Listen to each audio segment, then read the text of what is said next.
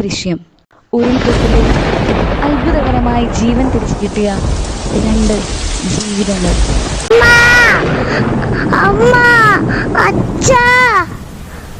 നിങ്ങൾ എവിടെയാ? ഞാനും ഭാവിയും ഒറ്റയ്ക്കേ ഉള്ളൂ. നിങ്ങൾ എവിടെയാ? എനിക്ക് പേടിയാവുന്നു. അച്ഛാ, അമ്മ, വേഗം വാ, ഞങ്ങളെ കൊണ്ടുപോ.